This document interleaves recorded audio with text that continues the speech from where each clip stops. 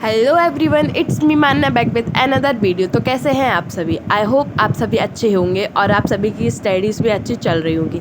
तो please video के and तक बने रहना। मैं यहाँ पे आपको अपना स्टडी एरिया दिखा रही थी और ये है मेरा मंथली प्लानर जो मैंने बनाया कि अप्रैल नहीं, मई चल रही ना। हाँ, मई में मुझे क्या क्या कंप्लीट करना है। गलती से मैंने अप्रैल लिख लिया, सॉरी।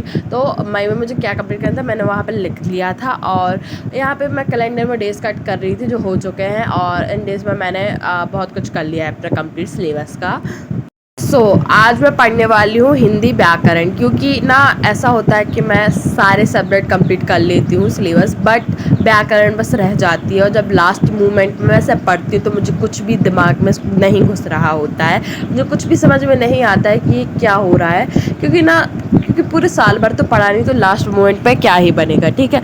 तो फिर मैं सोच रही हूँ कि इस बार हर एक चीज़ पर ध्यान दूँगी, जितना मुझसे हो सकेगा मैं हर एक सब्जेक्ट को कंप्लीट करूँगी।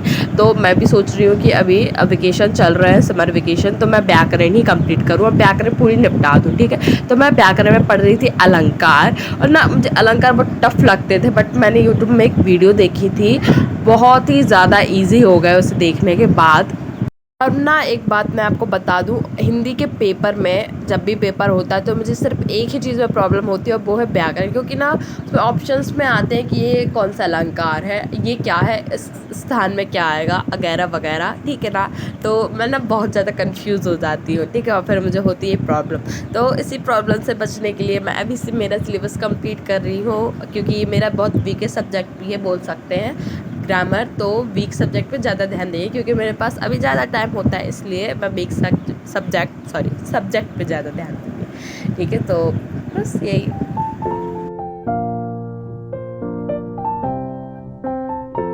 और एक और बात मैं आप सभी को बता दूं, ये ग्रामर की जो मेरी बुक है ना, वो मैंने न्यू नहीं परचेज़ की है, ये मैंने मेरी सीनियर से ली है।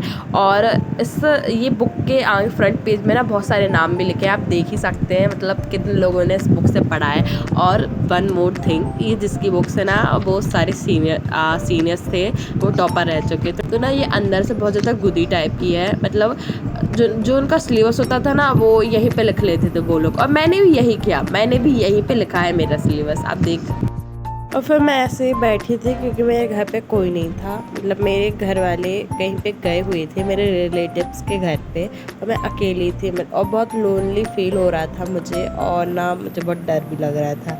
और मैं इसलिए ना मैं छत पे चली गई थी, अच्छा हो रहा था। और मुझे सच में यहाँ पे घूम के बहुत ज़्यादा अच्छा लगा, मतलब माइंड फ्रेश हो गया था, ठीक है। और फिर मुझे पढ़ना भी था, तो मैंने सोचा कि मैं 5 बजे से पढ़ने जा रही थी, ठीक है। तो अभी मेरे पास 10 मिनट थे, तो मैंने थोड़ा बहुत घूमा, और ये व्यू मैं आप लोगों को दिखा रही हूँ, दूसरों के घर दिखा रही हूँ, ठीक है।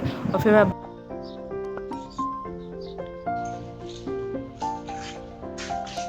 फिर मैंने यहाँ पे सोचा कि क्यों ना मैं छत पे से ही पढ़ लूँ, क्योंकि छत पे मुझे बहुत ज़्यादा अच्छा लग रहा था, मतलब मैं बिल्कुल हाई कंसंट्रेशन के साथ पढ़ सकती थी। तो मैंने सोचा कि हाँ, तो मैंने डोर लॉक किए नीचे से, क्योंकि घर पे कोई नहीं था ऑब्वियसली, ठीक है। तो मैंने डोर लॉक किए, और फिर मैंने बुक्स लिया और मैं चली मेरी छत की तरफ, क्योंकि ना मुझे बहुत अच्छा लग रहा था यहाँ पे। फिर मैंने ये जगह पकड़ी बैठने के लिए, और आप सभी को बता रही हूँ, और ठीक है। तो ये रहा मेरा व्यू, मैं क्या पढ़ रही थी, ठीक है। तो फाइनली मैं पढ़ रही थी एसएसटी का second chapter, nationalism in India. और फिर मैंने लिया ब्रेक, जिसमें मैंने ये फ्रूट्स खाए थे, ठीक है। और फिर मैं फिर से पढ़ने के लिए बैठ गई। इस बार मैं अपने रूम में आ गई, क्योंकि मेरे घर वाले वापस आ गए थे, और फिर से मैंने ब्रेक लेके ये खाया, मतलब मैं बहुत ज़्यादा खाने लगी हूँ, ठीक है।